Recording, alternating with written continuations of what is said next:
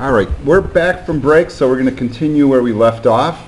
We are working on our basic HTML skills here in Unit 2, and I've been following the PowerPoint from the publisher, and we had just finished working with what we call phrase elements, or what the author calls phrase elements. And then we're going to go to this topic here just really quick. And I did already talk about this, but just to reinforce it. If you notice that whenever we create a tag, we always close it. But whenever we open up a tag inside of the structure of another one, we have to make sure that that closes before the outside structure closes. So if you notice what the author has done here is the opening paragraph tag and the closing paragraph tag are the very beginning and very end. And everything else, all the other tags, must sit inside. Okay. And then all of it is in italics, so that's just inside the paragraph tag. And the only way that's really going to work properly and consistently is if it sits like that. If I took this closing one and moved it to the outside, you can't predict what's going to happen then. That's the problem. It might be handled okay, it might not. So you have to nest it properly. So that's what when we say proper nesting, that's what we refer to. I will also call that encapsulation. So we're trying to properly encapsulate stuff. Okay. All right, let's move on to another area called HTML lists, and there's basically 3 different types that we use in HTML documents. In fact, you've probably seen these on web pages. They tend to be on web pages that have a more primitive look. And in the old days, we actually used these structures to do menu systems and to make things look kind of like an outline. Okay? And you can actually get pretty fancy with them, but we're going to learn the basics. They also added a newer one about a decade ago called the description list, which does not give you bullets or numbers, but does give you indents and hierarchy, and can be really used for pretty effectively for doing layouts and really organizing information. Once again, the thing I'm going to point out to you is we live now in the HTML5 world, and the HTML5 world is one called the semantic web. And I want to talk about that word really quick. What does semantic mean? It's not an antivirus company, although it is, right? No. What it refers to is what your words mean. So when you say, well, that's all a matter of semantics. Yeah, well, what do you mean when you say go to hell? Do you literally mean go to hell? You know? And that's the important thing here. So what you'll see very often, even now, is that a lot of people will build menu structures using unordered lists because we've done that for decades. Okay? The ordered list also indicates a hierarchy. It just happens to have numbers or letters or Roman numerals indicating it. And the description list indicates that we might have a term and then a definition. Okay? And notice how they say, formally called definition list. Now, once again, these are important in meaning. The tags are important in meaning to the browser reading them and to the search engine crawling the page and how it presents information to the outside world. So if it sees a description list, it would indicate to the search engine that is describing something. So it gives it a different meaning than if it was just something that you visually change the position of as opposed to actually creating the structure. So what I'm going to do here is I'm going to show you how to do this really quick. And it, frankly, it does go pretty quick. So there's the starting one that we go with here is almost always the unordered list. And it creates what you see on the right. And that is a list of items that are bulleted. Okay, so let's go ahead and do that. They show you how to do it on the next page. And frankly, what I'm going to do to save a little bit of typing, folks, you can do the same, is I'm going to copy paste it. Why not? And then I'll talk about how it works. All right. So I'm just thinking of where I might put this? I might put this actually right up here near the top, honestly. Right under my H2. You can put it wherever you want, but just make sure you get it on your page somehow. Okay? And actually, you know what, I'm not even going to put it there. I'm just thinking to myself, is that where I would put it? No, I might actually put it up. All right, you know what? I'm hemming and hawing. I'll just go with my original thought, and I'll just paste it in here. All right. I am going to fix the indents a little bit. And then we're going to take a look at the structure here. You notice how I'm kind of cleaning up the indents? First, we look at the outer tag, the UL tag. And the UL tag stands for unordered list. We open and we close it. Inside that, we put what we call list items. So LI stands for list item.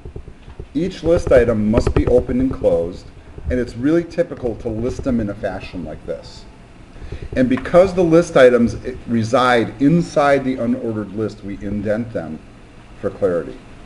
Do you have to indent them? No. The truth is, you could run them all on one line. It doesn't matter. The computer doesn't care.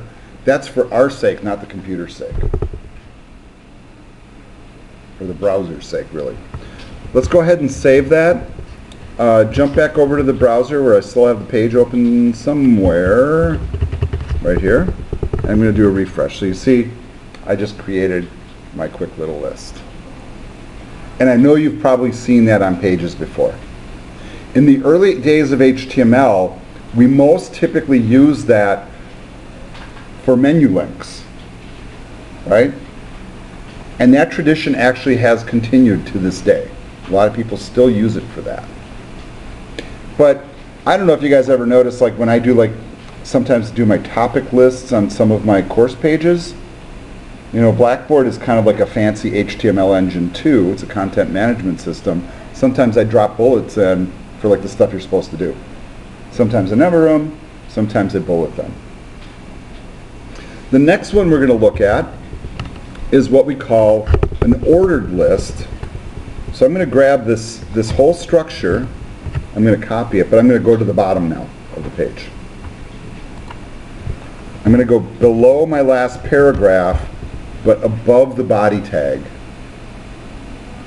I'm going to paste it in, and then I'm going to change these UL tags to say OL. And just remember, when you change one, you better change the other, because otherwise it's really not going to like it, because they're not matched up. And this stands for ordered list. By default, when I create this, and I will put it back up on screen, I'm just going to do a refresh. You know, maybe I should do the silly side-by-side thing here.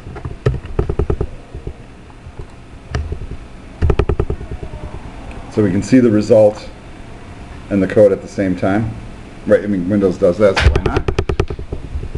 So I saved it. I'm going to come back over here and do a refresh. I do have to scroll down to see it.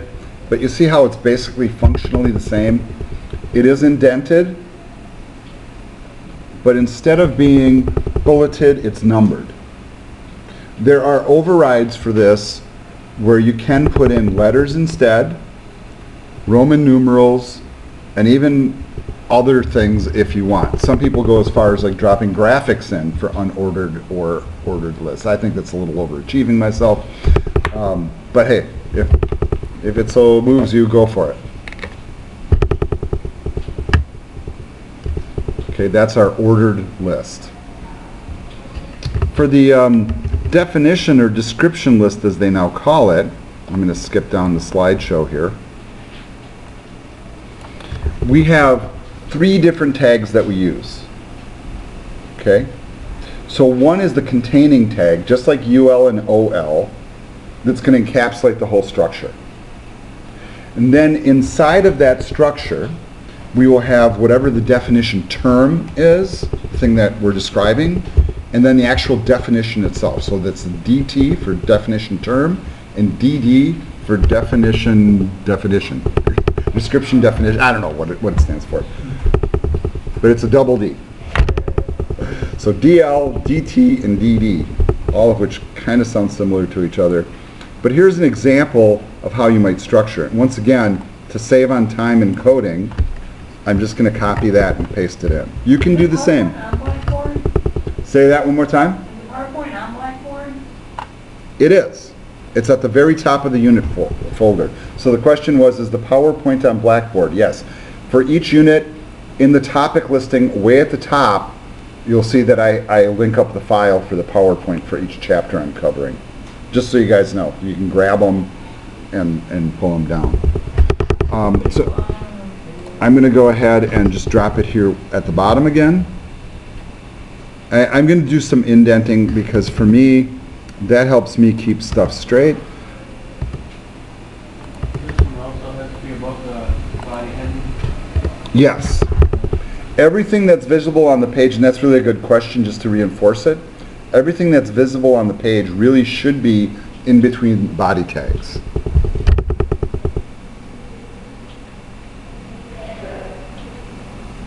All right, I'm going to go ahead and save that. Let's go back to the browser and refresh. I will need to scroll down to see it, but that's the effect of it. There's no bullets, there's no numbers, just a hierarchy and an indent for the definition. You know, I'll be real frank with you folks, I rarely use this when I create stuff. And the reason why is I came from an era where this didn't exist, so I don't think about using it. But I can see the functionality for it. And once again, I'll indicate the semantic web, the meaning of the tags is important here. So if you really, like if you had a page full of definitions, it would make a lot of sense to use the structure because it tells Google or whatever search engine is left, aside from Google, that this is important in that way.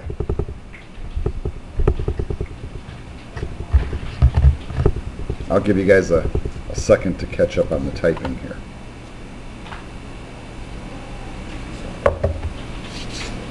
I can show you guys another really cool tool, and I don't know if I have it embedded into my course shell or not. All right, back to the PowerPoint now, and we're going to move on to the next topic here. They have a little checkpoint in here, you know, something you might want to read and check out. Now we're going to look at a couple of other different things here. And the first thing is what we call special characters. And there's a few of them that are pretty important. First of all, I'm going to start with the very bottom one on the list because I think as an initial, you know, introduction to HTML, it's probably one of your more important ones. But there's these characters that sometimes you want to type, and I can't just select that column, that you can't get on a keyboard. Unless, you know, like the weird Control, Shift, Alt command, you know, stand on your head and press 5 command to get it. Because you can actually do it that way if you know the right key combinations. But on an HTML screen, have you ever wondered when you go to a page and they have pages that have HTML code on them, but they don't turn into the code? So in order to get like a left or right bracket in there, those are the problem elements, because if you put that into your text, then it turns into the tag and you don't see it. So they actually have these key code combinations. You notice that all of them are prefaced with an ampersand. Okay? And then they have, these days, English letters that follow them that help to create that code, and all of them end with a semicolon. Do you notice that as well? Now I'm going to actually take us back out to the web right now. So I'm going to bring a browser tab over, for example, because I want to show you the old-fashioned way.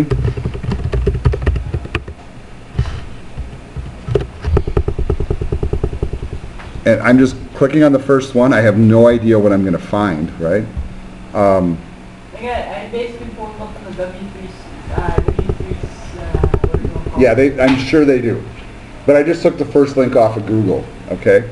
So what you're seeing up on the screen here is there's actually ways to create just about every character that you can possibly imagine if you know the right character code. In the old days when we would do this, so if I wanted to do an ampersand in the old days and I couldn't pull it from the keyboard, I would actually have to know the numeric code. So like you'd get like an HTML book, and one of the things in the back would be there'd be a color chart, and the other one would be special character codes. There'd be like pages of them, and they were all numbered.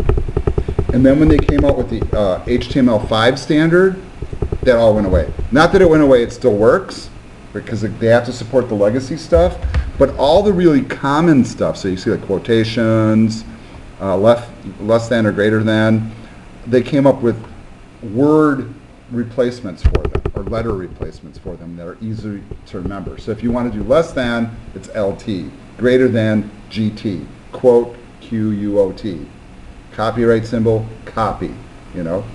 The one that we used first, though, and what I typically teach people, is that non-breaking space. So like remember before when we were trying to put extra spaces in here like this and it wasn't doing anything? Well, if you do want to force extra spaces in, then you use what we call a non-breaking space. You don't need brackets for this. By virtue of putting in that ampersand and then NBSP, it stands for non-breaking space, and a semicolon, each time I put that combination in there, it creates a space. So I'm putting 4 extra spaces in. I'm going to save it, come back over and refresh. We'll have to go up to the top and see it, but now I have the extra spaces. So if you ever need to force extra spaces in, that's your way to do it. Out of all the special character key codes, that's probably the one that you'll use most often.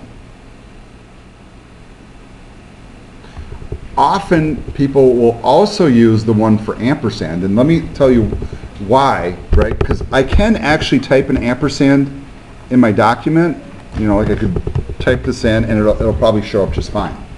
But in the old days, it wouldn't, because the ampersand was also the way that you began all the special character codes, so it would conflict. It's like, oh, you put an ampersand in, you're giving me a special character code. That's what it was thinking. HTML5 got intelligent, and now it'll just put it on the screen. Old versions, if I wanted an ampersand, I'd have to use a key code for the ampersand. Okay? Now, many textbooks and experts will tell you that it's probably a good idea to still use ampersand, just in case.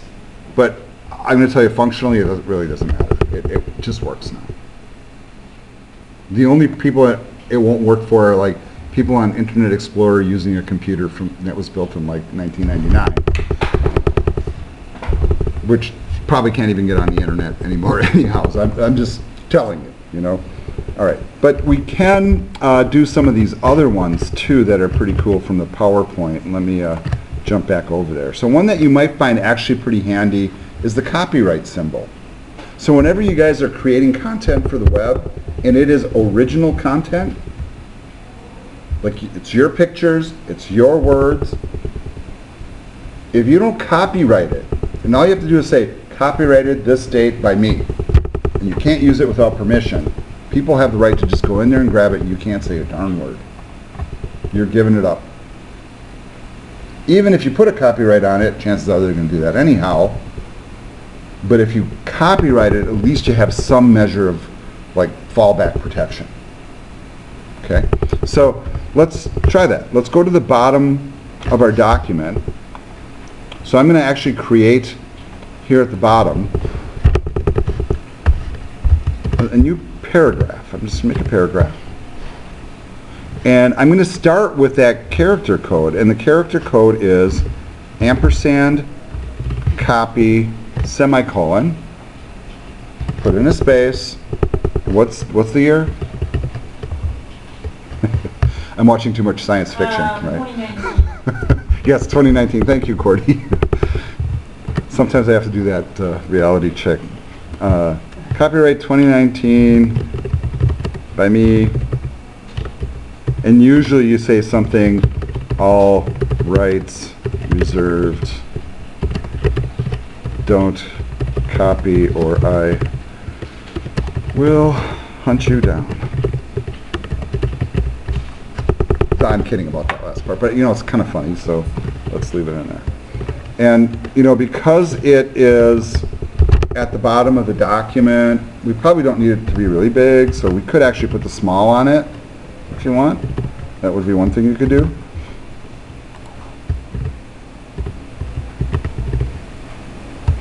And I'm not really too concerned if you do that, but if you save that, take a look in the browser, Got to do a refresh, go all the way to the bottom, and there it is. You know what else would look really nice on that, I think? Italic. Angry face? No, italics. I wouldn't put an angry face on there because I'm not angry. I'm just disgruntled. Disgruntled impression. There's a difference.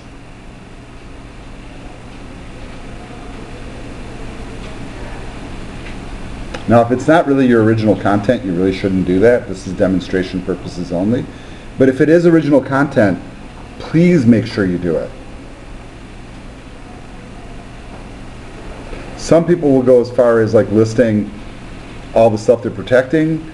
Some people will even go as far as having a separate link to a separate page that details it all and gives you a bunch of legal disclaimer stuff talking about how nasty they're going to be if you steal your stuff and whatever. I think it's good practice though.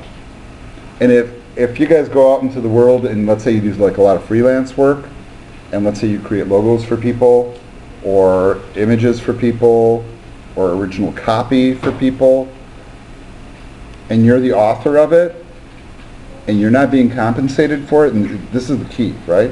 A lot of people ask you to make a web page. Can you make a logo for me? That's really a separate service. They should really pay separate for it. Maybe as much as what the whole cost of the website, frankly. And if they don't pay you for it, you can just say, copyright me. You want to buy it from me? I'll sell it to you. Yes, Lakita. So it's essentially, it's basically a watermark. In a way, yeah. And that's just a way to protect yourself is really what it is. You know, what legal recourse you might actually have as a result of it, you know, can be highly contestable. But if you don't put anything there, you are just offering it up. That's the mindset. What a lot of coders do as well is they'll take those copyright notices and hide them in the code too. And I'll show you how to do that when we start talking about comments. Right now that's not necessarily super important. Now we're going to move on to a completely fresh concept. And I know I'm hitting you with a lot of concepts here in the first chapter, right? But these are all the foundational elements of HTML that will, like I said, carry you through kind of like the rest of the program. When it comes to building web pages, sometimes the old-fashioned, tags that we use that originated from the print world don't apply to what we're doing. They just don't fit. HTML5 made significant strides in trying to resolve a lot of that by naming structures that in the past were not named. And let me give you an example of that. Well, you'll see it on the next slide. But we have this other element that we can use, which is basically a generic container for HTML content. And what most people use it for is either for structuring their document for layout or styling elements that they don't want it to be a paragraph, and they don't want it to be a heading, and they don't want it to be a block quote or any of that stuff at all. It's something else, and they don't know what to call it, right? So in the old days, we would create divs, and I'm going to show you what was a really common thing to do. In fact, some of it we're still going to use. So like right now when we look at our page and we go full screen with it, you know what? Okay, it does look primitive because it's basic HTML and there's no styling in it really, but it's going all the way across the screen, right? Did you guys ever go to a web page and how many web pages really go all the way across the screen? Very few. Do you know why? Because once again we're borrowing from the print world. I'm picking up a textbook here in class right now, and if I look at the page in a book, even in this book, they're not going all the way across. You know why? Because our eyes don't like to do that. When I'm reading words, it's like a few inches is good. Go like 5-6 inches and it's like, where was I? You lose your place. So whenever you look at like a newspaper, and this is why newspapers are designed this way. Why do they have columns? Because they figured out a long time ago that our eyes only like to go so far. So you keep it concise, and the way to do that on the screen, well, you can't do that with any of the elements that we have right now. So what they usually do is they take the entire content of the page and put it inside of a structure to control it encapsulate it, and then control it and narrow it up. So that's what we're going to do here, is we're going to put everything into a div element, the whole page. So watch what I do here. Right below the body tag, I'm going to throw in a div element. Okay? I'm going to add what we call an attribute to it. So this is a technical thing. It's basically an add-on to a tag that gives it special meaning. And the attribute I'm going to use is called an ID. We'll talk later in detail about what IDs stand for.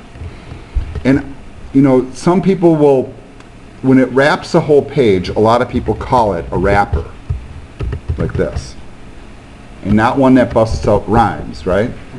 Some people will also call it container, whatever. You use whatever word you want, it doesn't matter, just as long as it's unique. All right? Now that does need to be closed. The place where it will be closed is at the very bottom of the page, just above the body tag. So right here, I'm going to close my div.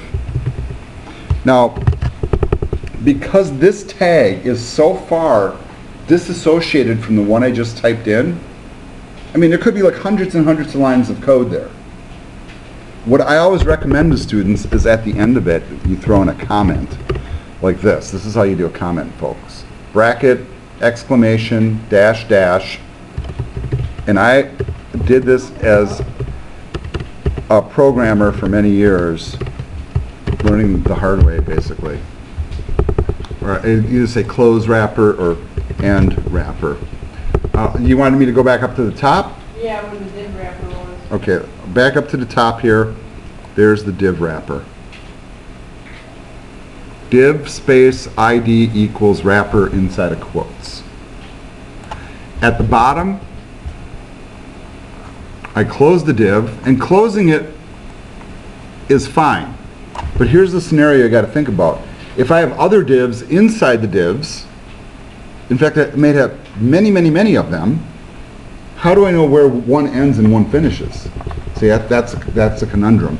So when I type them in, I always put the opening tag in, I always close the closing one, and then for divs, which are kind of generic, I list which one I'm closing, so I remember.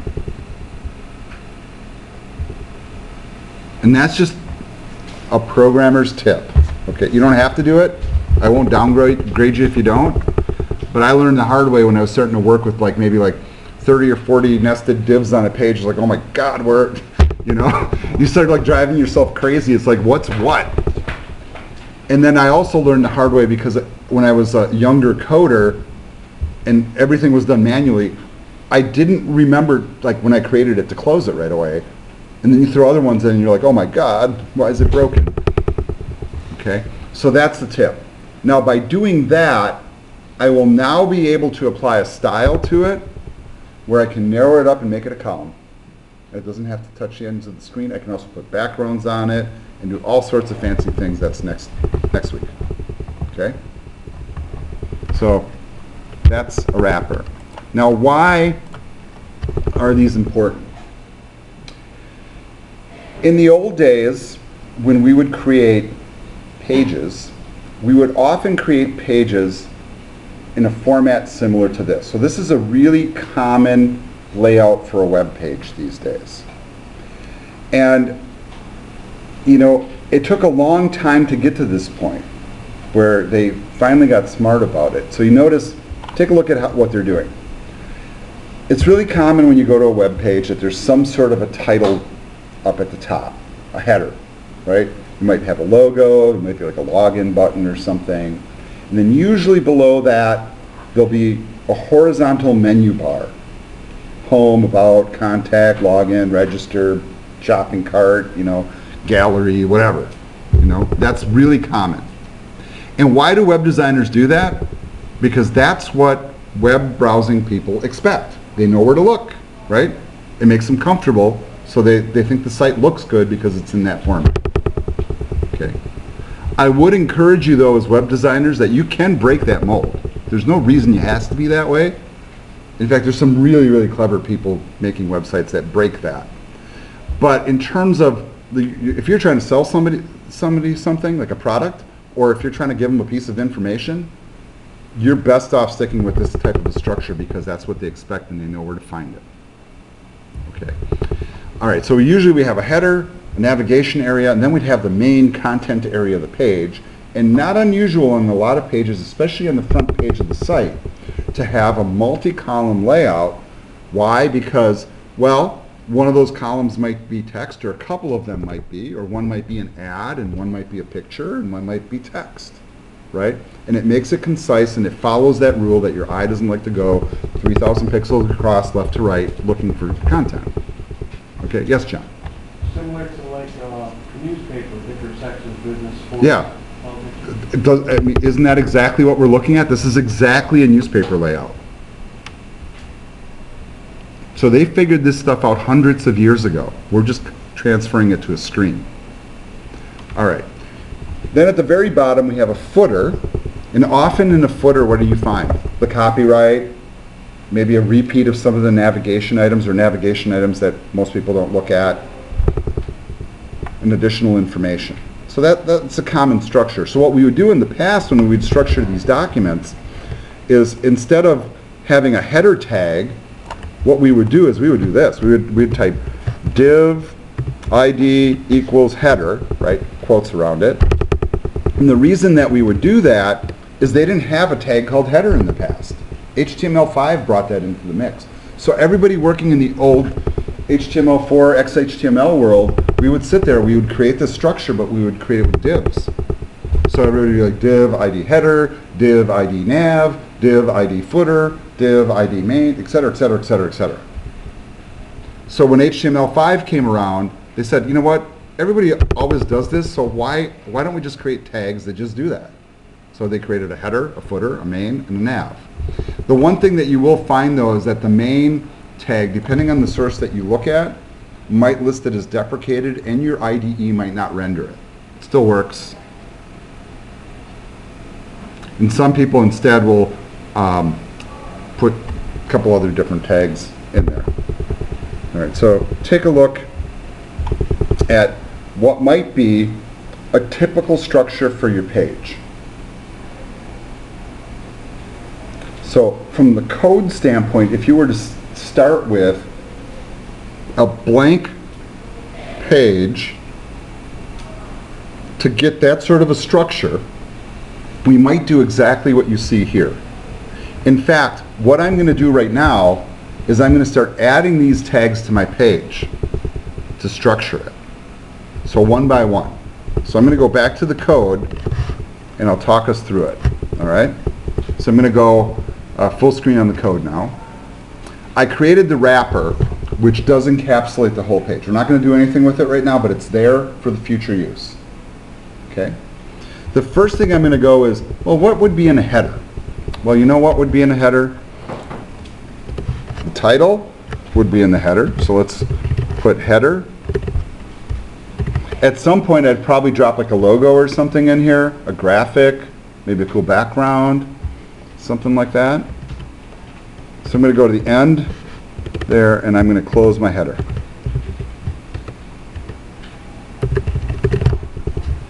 Okay. All I did is encapsulate it in code. Now what that does, every time I encapsulate it inside of code, now I can control the stuff inside separately and the whole container separately. So I can treat it all as one unit, style it together, move it together, do whatever I want to it all in one fell swoop. This TCP/IP thing, well, you know, let's put in something more meaningful. Let's say home, about, contact, and how about gallery? Okay. See how I'm building a menu here, folks? So that's going to go inside the nav tag, standing for navigation. Okay. I know that those aren't links yet. One step at a time. Header tag, nav tag. And now we're going to move on to the content area of the page, which we call main. And I know that, oh, they fixed it. Okay. In the old days, I'd use Notepad++ and it would flag it red. like it wasn't a tag. But now they finally got on board. Thank you, Notepad++. And then all the stuff I see on the page, I think, is all part of the content until I get down to the copyright. So I'm going to end my main tag here.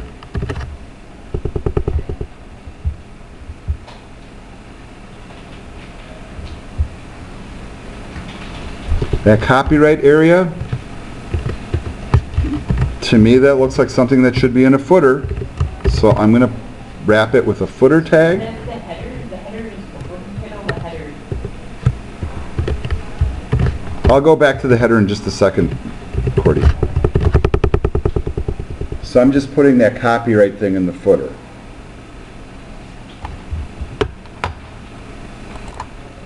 Okay, just to repeat, I have a div that wraps everything inside the body tag. I have added a header tag to encapsulate the two headings that I have, my heading and tagline. I created a nav section for potential navigation menu.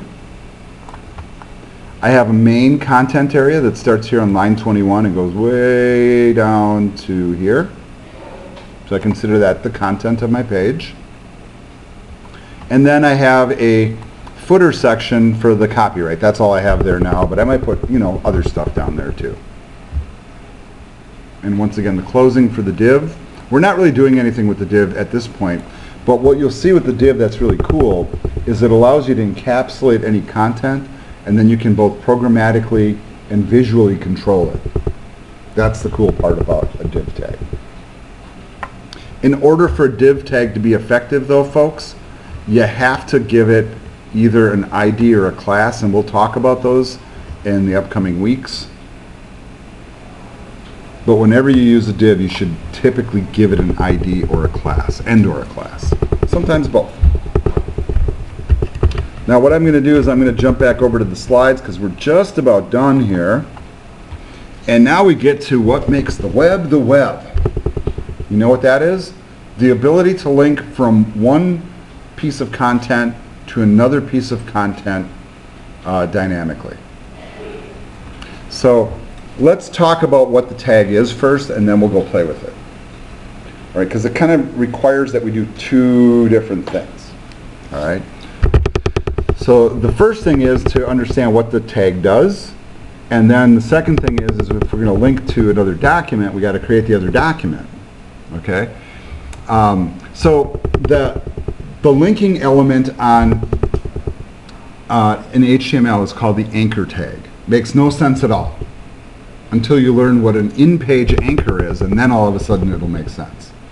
So in order to link to a document, you have to use the A tag, the anchor element. And then in order to go to whatever document or resource it is you're trying to connect to, you put in what they call a hypertext reference to the web page or document within your folder structure that you're trying to connect to. In this case, they're trying to connect to a contact page. You know what? Didn't I put one in my document? Right? I can just take this. Hey, I'm just going to copy paste. Thank you, Microsoft, or whoever invented this.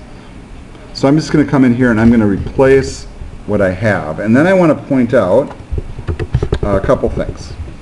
First of all, the anchor tag starts here. It's got an attribute built into it, so the bracket closes here.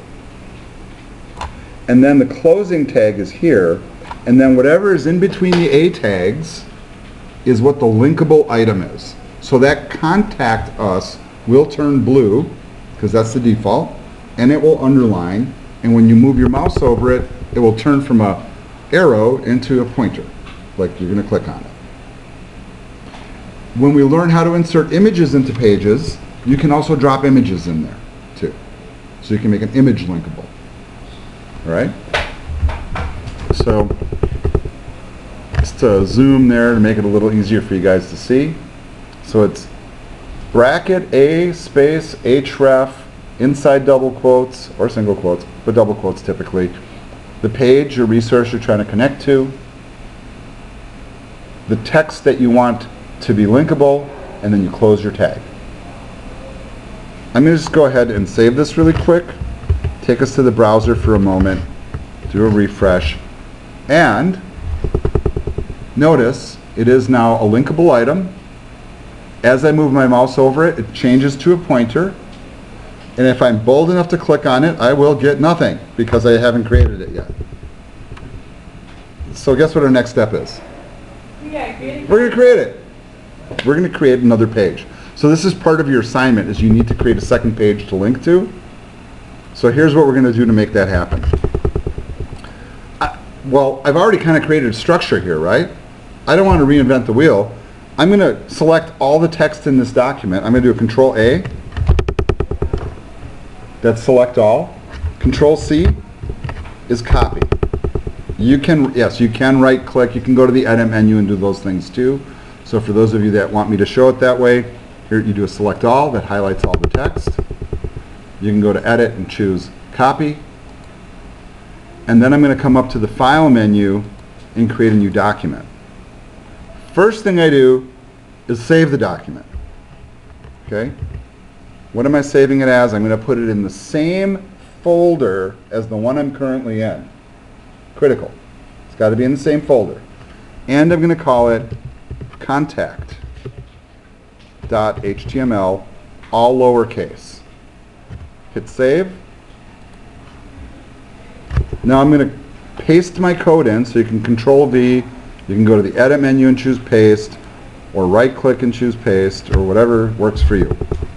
Now, this doesn't look like a contact page to me quite yet, but you know, really the only thing that's going to change on here, frankly, is all the stuff in the middle. I'm just going to kind of like blow everything away, except for the footer. So I'm left with this.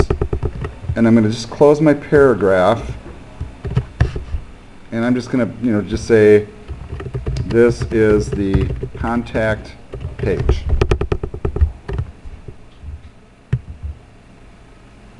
Now, you know what? Maybe it would make a lot of sense right now if we're going to have a home, about, and gallery. Maybe we should link those up right now too, even though we don't have them yet. Let's just go ahead and do it. Right? It's good practice. So I'm going to come up here, and around home, what do I link to?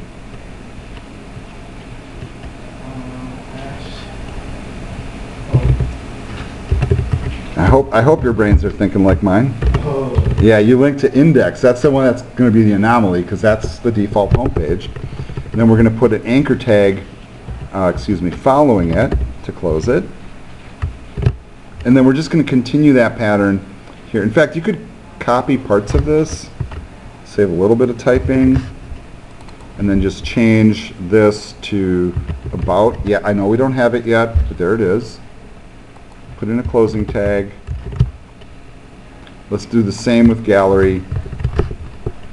I'm just going to change this to gallery. Notice I'm sticking with my personal convention of leaving everything lowercase. For static, basic HTML pages, I really think it's a best practice. You're not obliged to do that, but if you do use a capital letter, then it has to be exact. And you know what? If I get it all linked up on one page, right? I'm going to save this document. Now I'm going to copy that whole block, go back to my index page, and then paste over all this stuff. So I'm going to highlight it all and paste it in, so both pages are the same.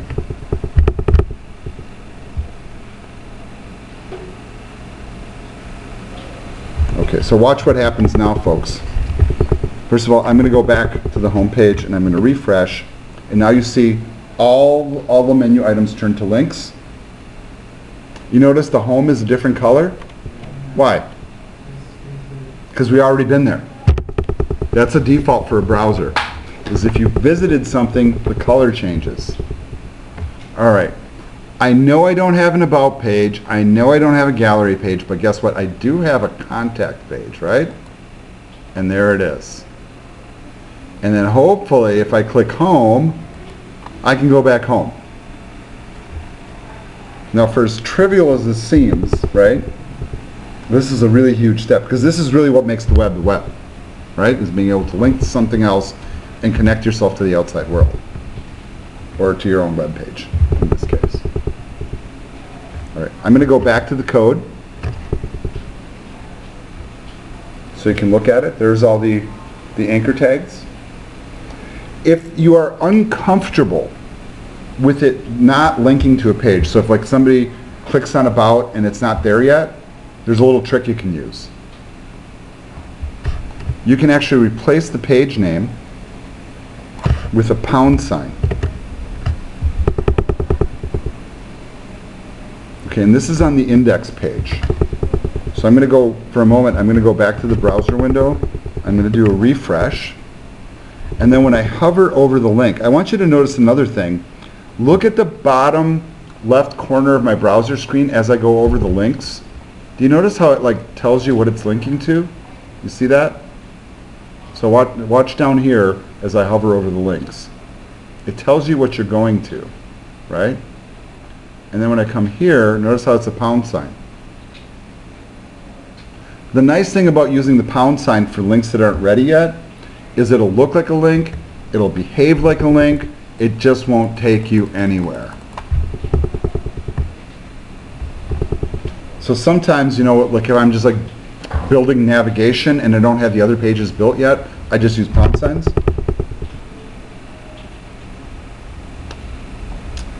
All right, and then I'm going to show you what we call an in-page anchor, which is why the anchors have the name anchors to begin with. Okay, let's go back to our code, and I'm going to drop to the very, very bottom of the main section of the document, and I'm going to go ahead and create a paragraph at the bottom, and inside of it I'm going to create an anchor with an href of pound sign top. And you know what? My link text is going to be back to top. Like that. And then I'm going to close my paragraph. In the old school days of HTML, it was always courteous if you had a page that was like more than a couple scrolls down, that you give the users a way to get back up to the top so they could get to the navigation. That's kind of the point of it. Now I'm going to save this. Now, whenever you see this in a document, where it starts with a pound sign, and then it has a word after it, we call that an in-page anchor. There's one that's automatic. That's called top. It's not listed in the document, but you know what this is going to do. It's just going to put us right back up there, right? So let's make sure that that's the case. I'm going to bring up Chrome here, and more importantly, I'm going to narrow it up, because otherwise it really doesn't, you know, give you the effect, you know. So I've just narrowed up the browser. I'm just trying to move it over. All right. So I'm scrolling to the bottom of the document, but you could imagine if it was like 10 pages long or something, and you want to get back up there without scrolling. Now I can click this, and it drops me right back up to the top. Now I'm going to give you another demonstration to show you the in-page anchor. All right, we're going to repeat this information, so don't freak out to it, please, right away. Is this. I can also, this isn't really going to work too well because the page isn't long enough. But anytime that I have an item on the page that has an ID attached to it, I could also link directly to that ID by using the same method, a pound sign and the name of the ID. So if you could imagine this, if I had a document that, let's say, was 10 pages long with like 10 separate sections, you know, and it might be like introduction, chapter 1, chapter 2, chapter 3, just throwing it out there. You might have a list of in-page anchors at the top, so you can directly jump to each section, and that's the method by which you do it. And those are called in-page anchors. I didn't come up with it.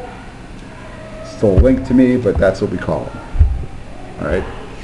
But I would like you to at least do the one in-page anchor And whenever you have a page of content that's really text heavy and really, really, really long, like much longer than what I have on the screen right now, it really is a courtesy to your user to give them a quick way back up to the top. Because it's instant rather than a scroll. Those are in-page anchors. All right, I'm going to make sure that there's nothing else we're missing here. Now, if you want to connect to an outside site, you know what? I'm sure Mr. Robot's got a page on AMC, right? Let's find the AMC page for it. Or no, it's not. It's a USA Network. That's right. So here's their page for it.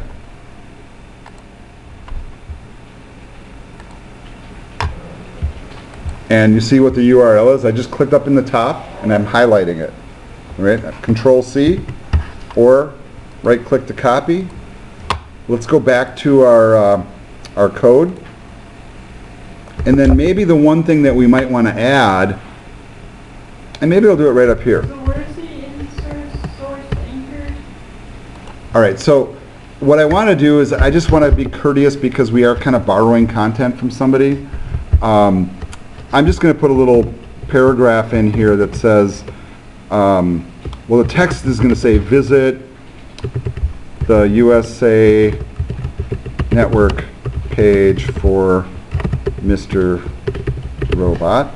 That'll be my link text. Putting it in a paragraph. And then I'm going to link it up. So I'm going to type href. I've already copied the URL, so I'm just going to do a paste. Close it with double quotes, close the bracket, and then come to the end of the link text and close the anchor. I'm going to save it. Now, in the browser, and I want you guys to be really careful about this, when you go and grab a URL, you might be tempted, instead of like highlighting it and copying it, to just see what it is and then type it in. Don't. And here's the reason why. There's more that pasted in. Did you guys notice that in the code, it also brought in the https:// where if you just typed in what you were seeing up there, that's like being masked from us now. It wouldn't work. You have to have that HTTP in there for it to work for any external website. Now I am going to side screen this and I'm going to go back to my page. I'm going to do a refresh so I see the link that I put in. And I'm going to click it. Cross my fingers, and there I am on the page. So we're linking from page to page now. We're linking to an external site, and we're doing an in-page anchor too. Okay, I am going to finish up this video here because we're just about at the end of content, and I just want to finish up these last couple of topics, and then we'll answer questions to your heart's content. All right. Here's another thing that's kind of fun to do, and at the same time, while I think it's kind of useful, I think it's also kind of to be used with caution, and I'll explain why in just a minute. One special type of link that you can put in is what we call a mail to link. And I see a really big problem because I'm tempted to just copy paste this into my document, and I'm going to do it anyhow, and then I'm going to tell you what the problem is. And some of you that have done this before might know exactly what I'm talking about before I even do it. Does anybody know what the issue is with this code? Me? That's okay if you don't. No. I think it'd be kind of cool, you know, maybe down in the footer where I have my copyright, I could also drop in a little paragraph here that says, designed Oh, so that you by basically Ty. email out to random strangers. Designed by Ty. If you want me to make your page, contact me at, right? I'm just going to go to the next line just to make it clean here. And I'll put in, all right, me@gmail.com, that's fine. And then I'll make sure to close the paragraph. I thought I did that already, but apparently not. So the paragraph is closed. Here's what the problem is here. Do you guys notice when I'm using the quote marks, and I'm going to zoom in real far so you can see this really clear. That's as far as I can zoom. When I type a double quote on my keyboard, using a monospace font, which is what coding editors do, those quotation marks are straight up and down. When I come from a rich text document like Word or PowerPoint, take a look at these the quotation marks here. Curl down, curl up. And then when they come into your code editor, look at what happens to them. Sideways and sideways. And guess what? Horrible in code. Will break your code. So whenever you copy paste from like any sort of like outside source, you got to always watch that. And I still get burned on it from time to time because you just do it really fast and you don't look at it, you know. But that's the thing you got to catch. Good code editors will highlight it, and really, Notepad++ did. It changed the color into something that didn't seem quite right. Now, what this little line of code is going to do is kind of interesting. I'm going to bring it up in the browser to demonstrate for you. Make sure the page is refreshed. I'm going to go full screen with it. All right, so now I got an email link. Okay, that's wonderful, right? But here's the problem. In the old days when we would run email on a computer, most people did not use Gmail or Yahoo or AOL through a browser. We used programs like Outlook or Thunderbird or MacMail or whatever. It was an individually installed piece of software called an email client. And then when you click this link, what this is going to try to do, and watch what it does on my machine. It brings up the Microsoft Mail program. You're going, okay, what do you want to do?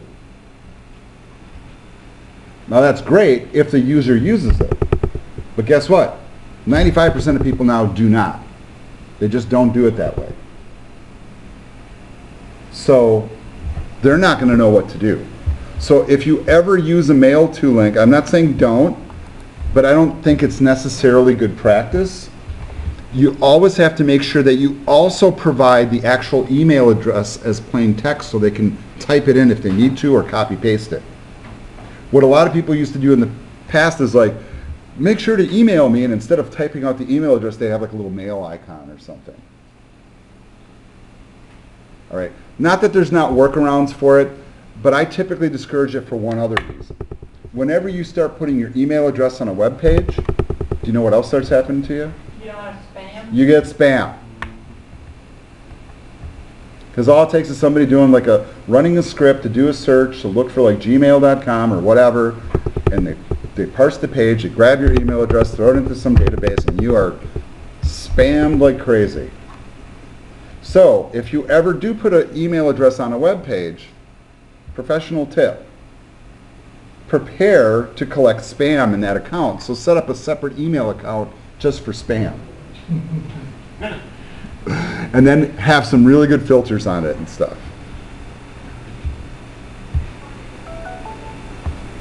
Okay.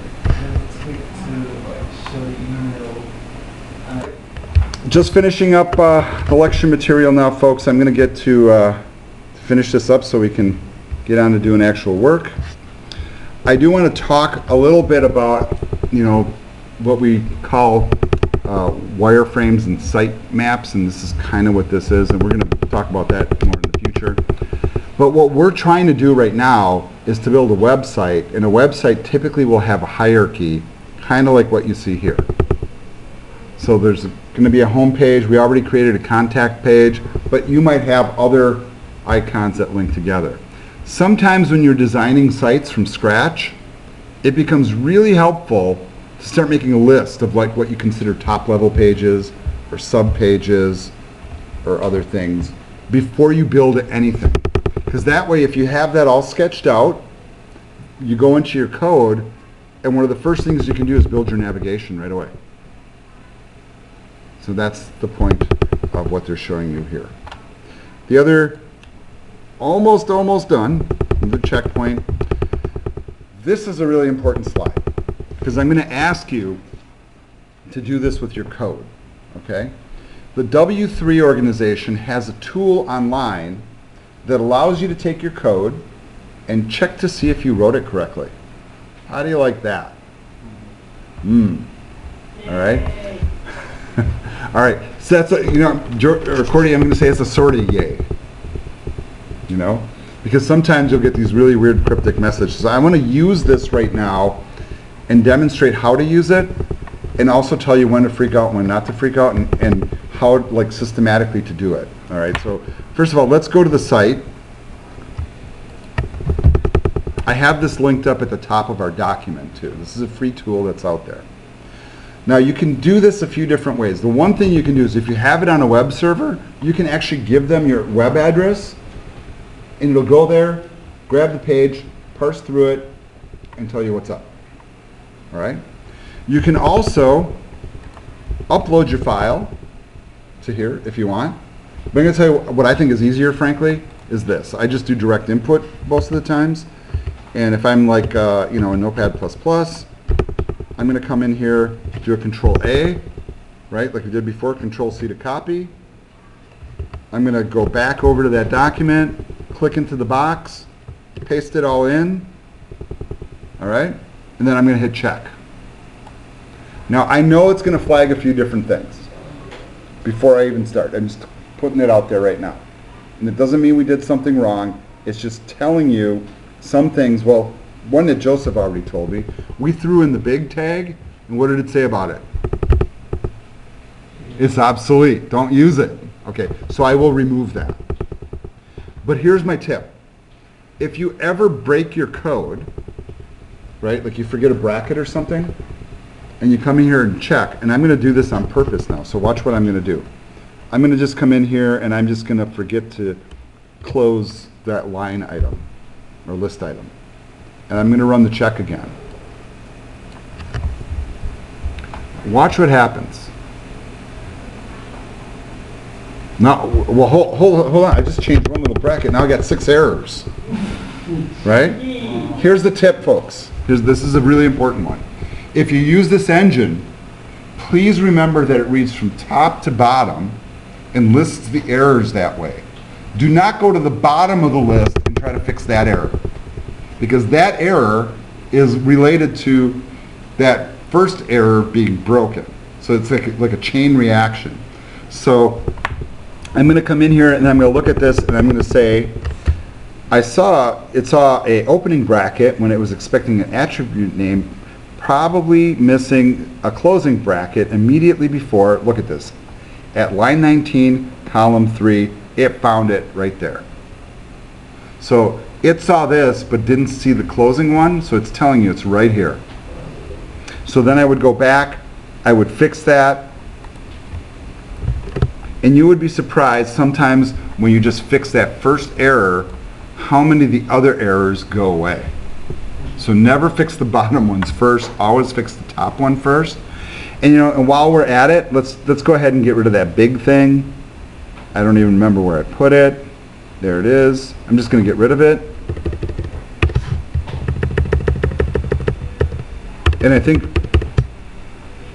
it's just really good practice to use this tool. Some of the better coding tools have the validator link built right into the tool. You don't even have to leave the product to do it. But if you're ever hand coding, you can always come to this link.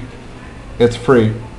The other cool thing is they also have a validator for CSS and for other languages too.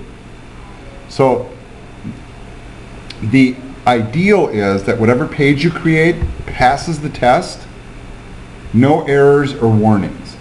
Errors will break your page, warnings may or may not.